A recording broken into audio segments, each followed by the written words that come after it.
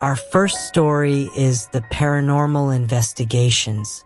The wind howled outside as a group of paranormal investigators, led by Sarah, set up their equipment at the entrance of Hollow Grove Asylum. The moonlight filtered through the broken windows, casting eerie shadows on the walls. All right, team. Tonight, we're diving into the dark history of this place. It's said that the spirits of the patients who suffered here still roam these halls. As they stepped inside, the temperature dropped sharply. The group switched on their flashlights, revealing peeling paint and rusted metal beds. I'm not feeling anything, just a creepy old building. I can sense something. Feels heavy here. They set up an EMF detector in the main ward, where the most reported activity occurred. If there are any spirits here, please make this device light up. As they waited, the device suddenly beeped, the lights flashing in response to an unseen presence. Did you see that? Let's do an EVP session. They began asking questions, the air thick with anticipation. Sarah asterisk.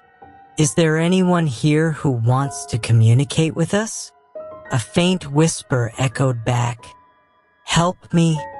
The group, now on edge, decided to investigate the basement, where the most chilling stories originated. They descended the creaky stairs, the air growing colder. Once in the basement, they set up a thermal camera.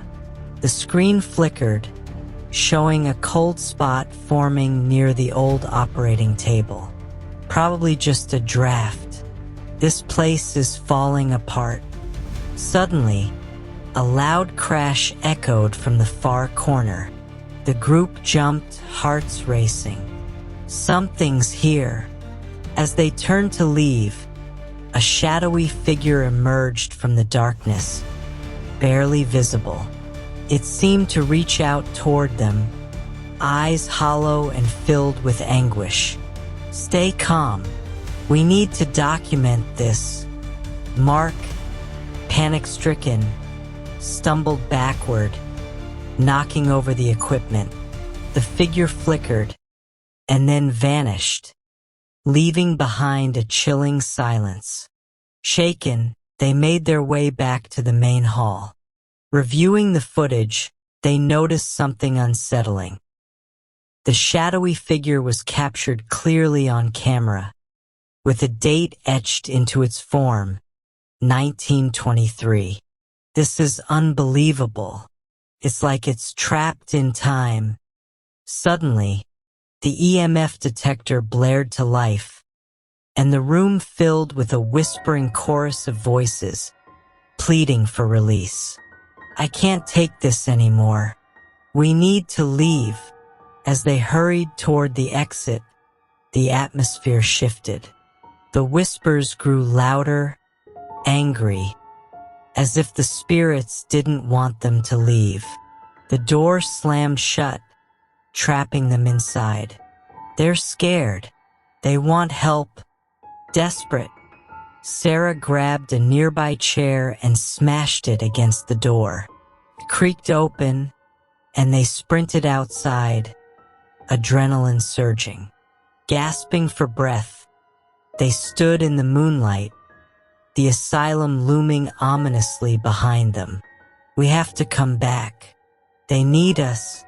Mark shook his head, terror etched on his face. Not ever again. The camera zooms in on the asylum, capturing a faint figure in one of the windows, watching them leave. Feel free to modify any part to suit your style or expand on the characters. This is the story of Ghost in the City. In the heart of a bustling city stood an old, crumbling building known as the Hawthorne Hotel. Once a grand establishment, it had long been abandoned, its windows boarded up, and its walls adorned with creeping vines. Rumors swirled about the hotel, tales of a ghostly presence that haunted its halls. One rainy night, a group of urban explorers decided to investigate the hotel, drawn by the allure of its dark history. Armed with flashlights and a camera, they crept through the broken doors, their laughter echoing in the empty lobby. As they ventured deeper, the atmosphere shifted. The air grew heavy, and an inexplicable chill wrapped around them. They stumbled upon a grand ballroom, where dust danced in the beam of their flashlights. A faded chandelier hung precariously from the ceiling, its crystals rattling faintly as if stirred by an unseen hand.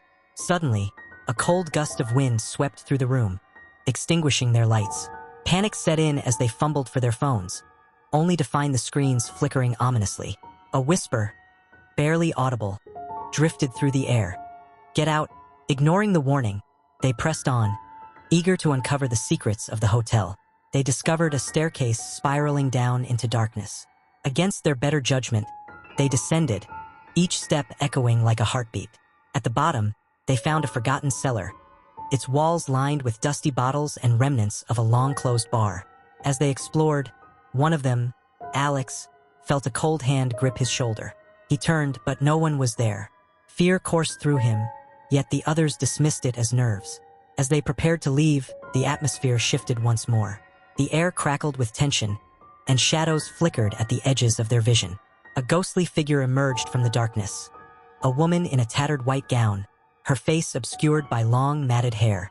She glided toward them, eyes filled with sorrow. "Help me," she whispered, her voice a haunting melody. "I'm trapped." Torn between fear and compassion, they hesitated.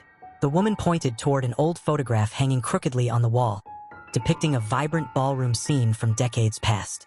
In the image, she danced joyfully with a man, their faces beaming with happiness. Suddenly, the temperature plummeted. The lights flickered back on, revealing a distorted reflection of the ballroom, now filled with ghostly figures dancing in despair. The explorers realized they weren't alone. They were surrounded by the spirits of those who had perished in the hotel, trapped in a cycle of eternal sorrow. Panic gripped them as the woman's form began to fade, her voice growing desperate. "You must break the curse. Find the truth." Without thinking, they bolted for the exit, the whispers of the dead trailing behind them. As they reached the door, the floor beneath them trembled, and they stumbled into the street, breathless and terrified. Days later, Alex, unable to shake the encounter, returned to the hotel alone, driven by an urge to uncover the truth. He delved into the hotel's history, uncovering a tragic tale of love and betrayal. A wealthy heiress, scorned by her lover, had vanished on the night of her engagement. Determined to set the spirit free, Alex organized a gathering at the hotel, inviting others to share the story. Under the light of a full moon, they held a vigil, lighting candles and reciting the names of the forgotten souls. As the last name was spoken, a soft breeze swept through the ballroom, and the ghostly woman appeared once more, her expression transformed from sorrow to gratitude. With a final nod, she vanished, the oppressive weight in the air lifting. The Hawthorne Hotel, though still abandoned, no longer felt haunted. The whispers faded, and the city continued its relentless pace, blissfully unaware of the spirits finally at rest, free to dance among the stars.